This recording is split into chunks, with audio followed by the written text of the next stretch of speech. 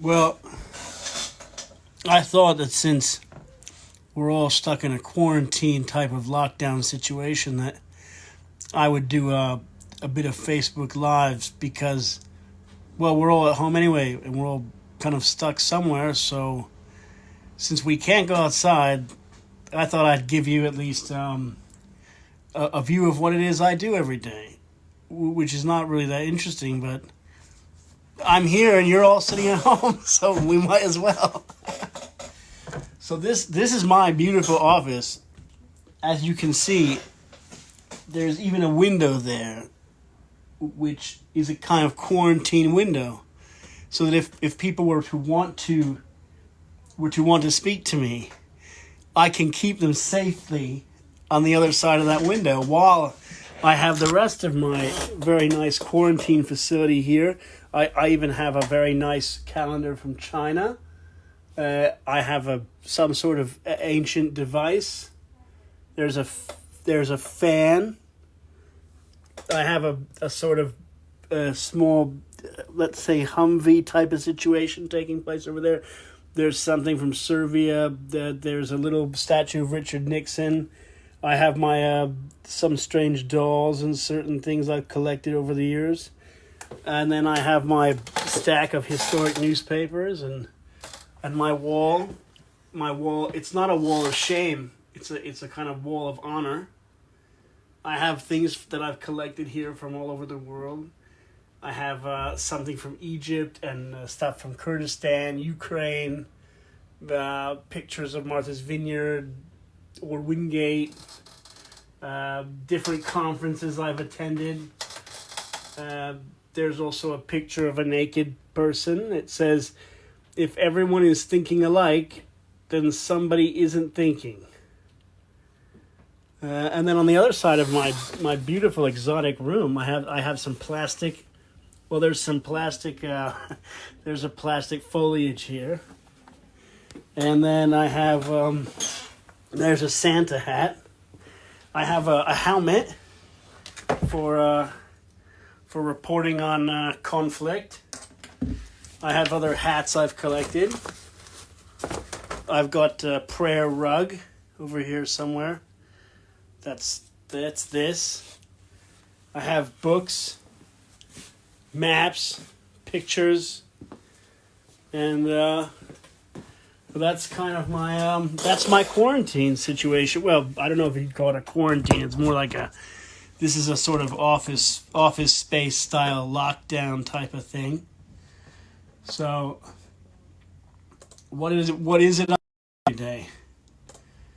Besides writing, I have to process all of these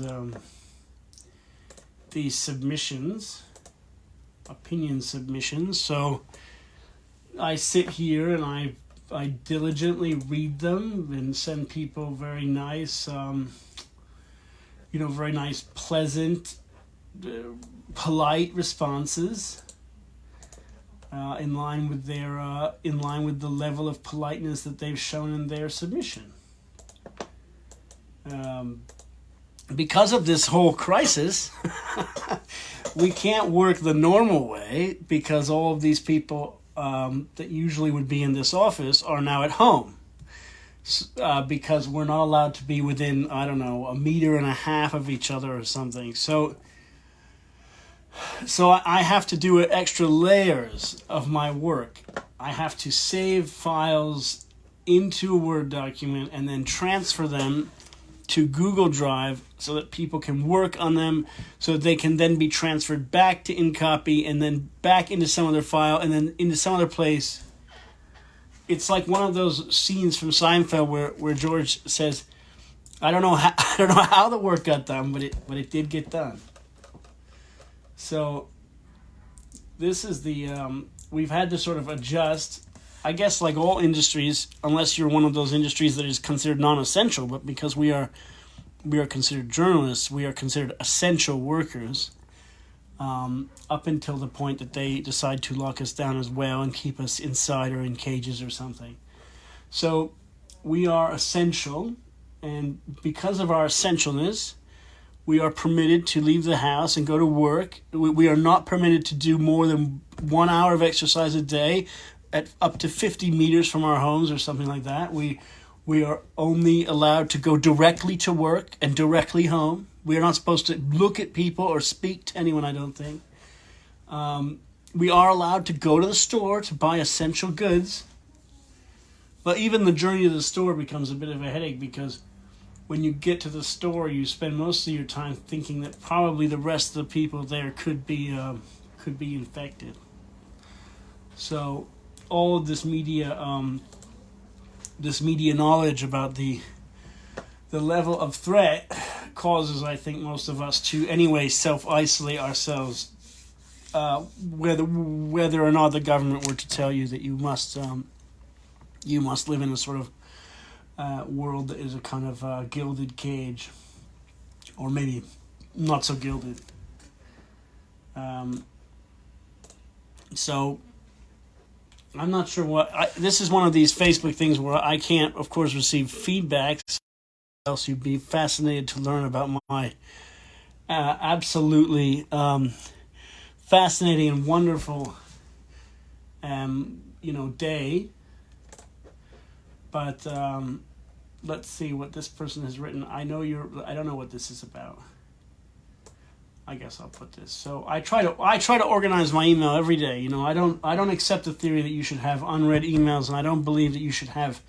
In fact, I don't leave work unless every email has been read and I've gotten rid of them all. So either they have to be read, deleted, blocked, or what have you. But there can't be any emails in my inbox.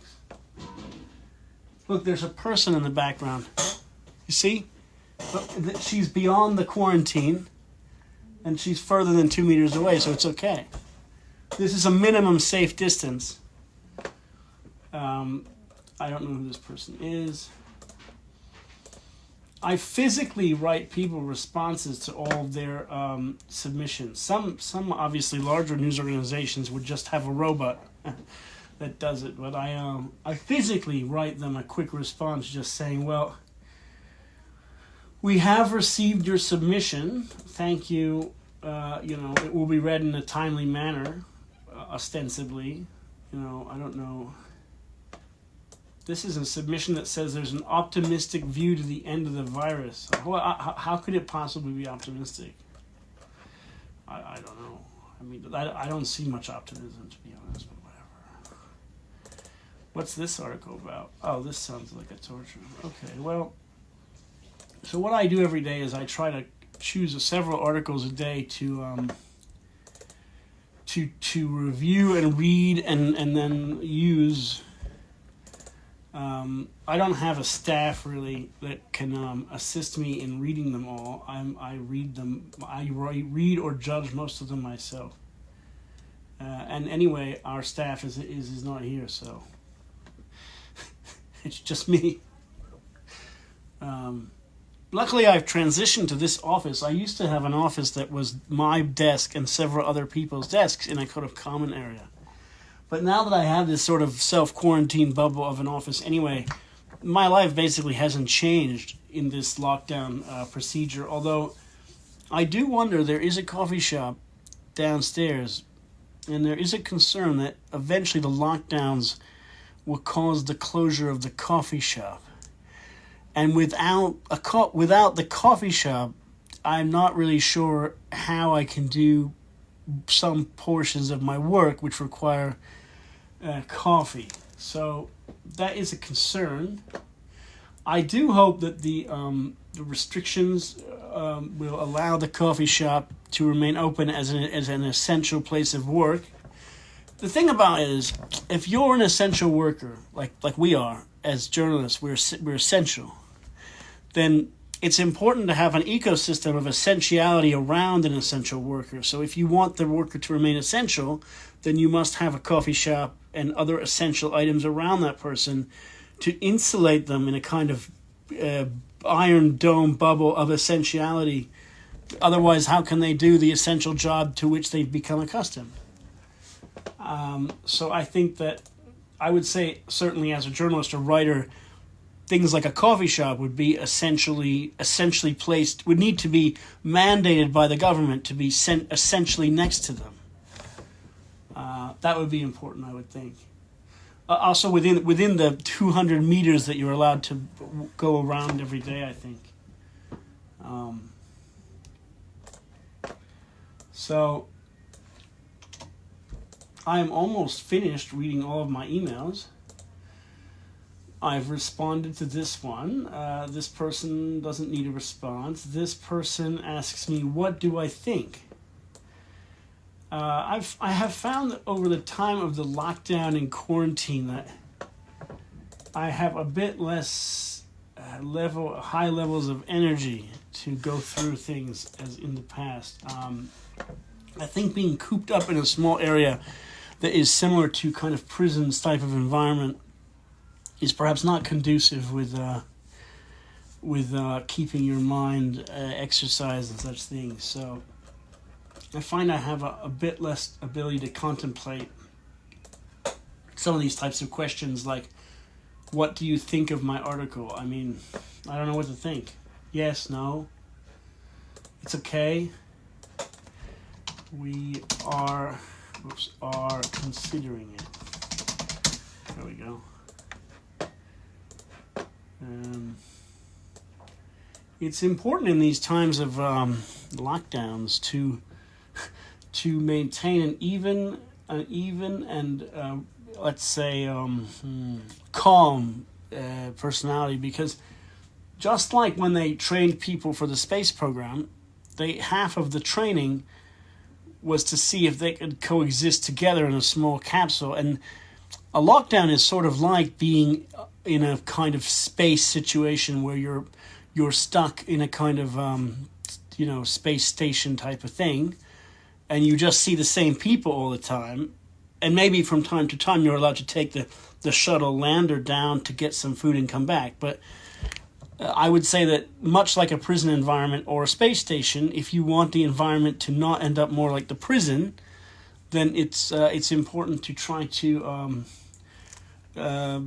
remain calm and relaxed and find certain maybe things to do to get the stress out that builds up through being in a kind of lockdown pandemic type of situation where media floods you every day with different stories about what is it? I think now on CNN and Fox News, it's very helpful that they say on the side, here's how many people are dead, here are how many infected.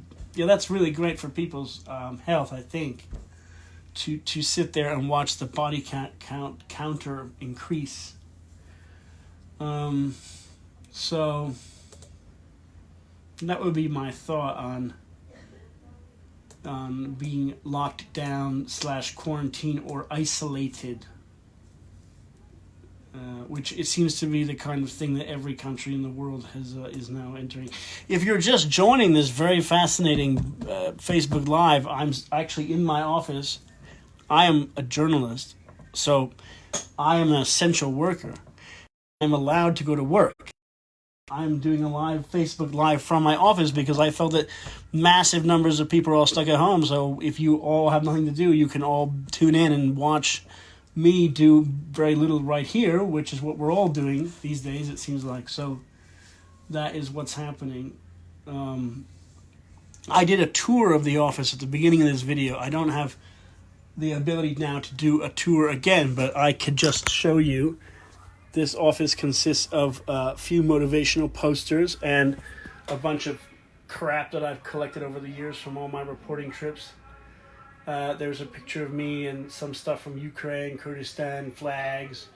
There's newspapers. There's like a miniature Humvee. There's like a helmet for reporting about riots and stuff, and a bunch of books and things from Iraq and whatever. Okay, here's another submission. I don't know what this is. I'll have to look at that some other time. I don't know what to do with this thing. Think about this. So, this is my illustrious office. It's really, really exotic. It took me many years to get to this level of quarantine isolation that I've now achieved. So, in my environment here, I'm basically isolated anyway, and so my overall life has not changed dramatically under these new guidelines. I do go directly from work and to my house. I observe the guidelines of not straying off of my path. And it seems that the new guidelines will in fact tell us that we're not even allowed to go more than 100 meters or something to do exercise. So that's just great. That. Well, anyway, it is what it is. There's no real choice in the matter. So, I'm now going through the last submission of the day, and I am going to save that on my desktop because of the kind of circuitous procedure that is now in place. Since none of our other essential workers are at the essential office, we have to save these files in some other place, like a shared drive that is then worked on in remotely, which is fine. Most work can be done remotely these days. You don't necessarily need to see people, but whatever. That it does create a bit of an extra layer that we were not used to here, but with change, they say, I think there's a saying, change brings positive things or something. Change is opportunity. I think that's a saying. I'm not sure where it comes from, but so I'm going to end the Facebook Live now. I think I'm very happy that many people have joined in. I can see that this was very successful, and I may do this tomorrow. We could sit and talk about absolutely nothing for 20 minutes while I sit and do essential work as part of my essential duties. And I can give another tour of the quarantine office. There's that part and this part. There's this part over here and the other part. Okay, bye-bye.